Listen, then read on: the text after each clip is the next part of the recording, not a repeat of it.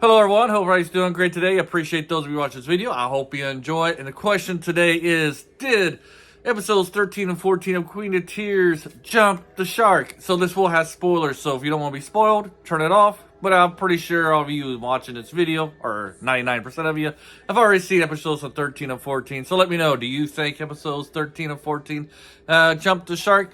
Personally, I thought that was very predictable, especially in, what I'm saying, by saying that, I mean in episode 13, as soon as we hear the whole storyline, oh, you'll lose your memory when you have this surgery.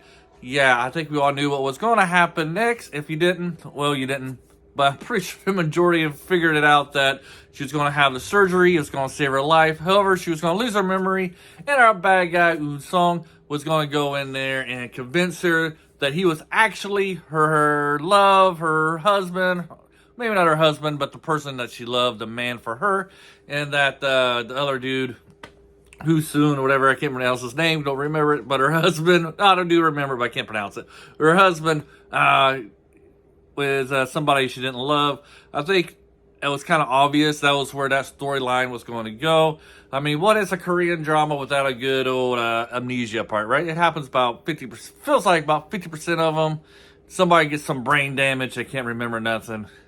And then, they have to start their whole love thing over again. Or the other part is, oh, I love you, but to protect you, I gotta leave you. And, that's the other 50% of the storylines. Maybe I'm exaggerating a little bit, but I think, sorry, I think you get the feeling what I'm trying to say is, yes, as soon as you heard that, she's gonna lose her memory. Our villain was gonna go and grab her. Mainly because that is good writing, because that is his goal, ultimately, is for her to be his, girlfriend, and so that does have to happen sometime during the story, and so we'll see how long it actually happens though. Do I feel like it's going to be, sorry, I gotta reach for something here, I got a little annoying here, hopefully you didn't hear the TV, got Fallout there in the background. Anyways, I didn't need to know that, but anyways, knew that was going to happen. So the problem now with the story is, how long will this continue? Will she be under his care, and how long will they be a couple, if they ever will be a couple? It seems like from the previews that I've seen, it seems like even though she's with him, she's not with him mentally, that she still has feelings for an unknown person, and that she doesn't really know, and she has these feelings that she's not really sure where they're coming from. That seems to be what episode 15 is going to be about. So I'm guessing this, her being separated from her husband, will be at least the whole episode 15. Will they get back together by the end of episode 15? I think I'm going to try and guess here. Trying to figure out where I think this story's going to go. I think that we'll go out on a limb and say I think there will be, at episode 15 will end with them reuniting. I think when we see her at the aquarium, I think that will be the beginning of their reuniting. And then we'll probably get like halfway through episode 16 of her regaining all her memories eventually, and then being a solid couple again. But I think in episode 15 will be the beginning of the end, or the end of the whole of her confusion of who she really loves. I think that will happen at the end of episode 15, and then 16, I think it's going to be them finishing off the Hong family, the Queen Corporation family, them finishing off our evil doers. Will be probably about middle of episode 16. I think the whole storyline will be there, be the end. We'll see the mistress getting her just desserts, going to prison. Song will probably be going to prison too. I think we'll see them being locked up. I think Grace needs to, is it Grace? Keep on calling her Nancy, but I'm pretty sure it's Grace. We'll see if she gets redeemed or not. If she doesn't get redeemed, hopefully she loses everything. Either way though, how could you continue with her being in a relation with your associated with your family? That lady that's, because she's just gonna sell you out to the highest bidder. So Grace needs to go away too from the family at the end. So when I say though, I think these last two episodes jumped the shark for getting into this 5 minutes into this. Do you think it kind of sounds a little bit outlandish? But if you watch a lot of Korean dramas, even Chinese dramas, they have like a lot of conflict in their stories, and they pile them on, and like, man, sometimes they like, man, can you have any more conflict in your story? Because they just keep adding the conflicts on to like you think it's like way too much. I'm trying to get the right words out here. Way too much conflict, and a lot of times, because they add so much conflict to this, the stories don't really feel rushed. Like the ending always feels rushed. Like all the problems are like solved in like 1 minute, and like how can you solve these conflicts that should have taken a lot longer to resolve in such a short amount of time? And a lot of times you don't get really a good ending, like a satisfying ending. I'm hoping this isn't the case of this show. It's been great for the first 14 episodes. Well, the first 12 were outstanding. Episodes 13 and 14, I do feel the writing was a little off, especially when it came up with the whole amnesia thing. It's like, really, we're going to go with that part of the story, and just how easy it was for the villain to get her control and stuff. Why didn't any other member of her family go with her to Germany when she's having like a life or death operation? Who knows? You see, like the whole family group would go with her, especially after all this time that they bonded together. It's not like they have anything going on. I mean, they're not doing anything to help resolve the conflict they're having. Everything's on their son-in-law, So why?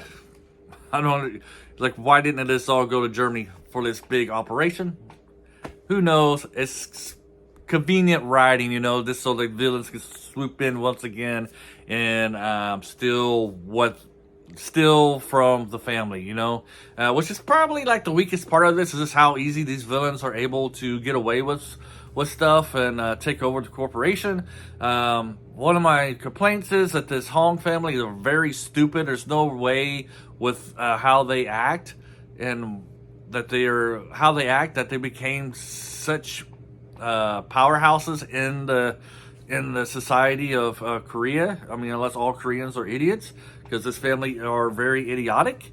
And I guess the only one with any brains was the old man, and he was charmed by his mistress, made him dumb because of that. But nobody else seems to be capable of running anything. Even like the son can't even run a convenience store or a restaurant, whatever that place was. I thought it was a convenience store. Weren't they supermarket people? But now he's doing a restaurant. Anyways, he doesn't even know how to run a small restaurant. And he's like, he should have like one of the best educations ever. So like the writing of how stupid the family is, this doesn't match with how wealthy they are.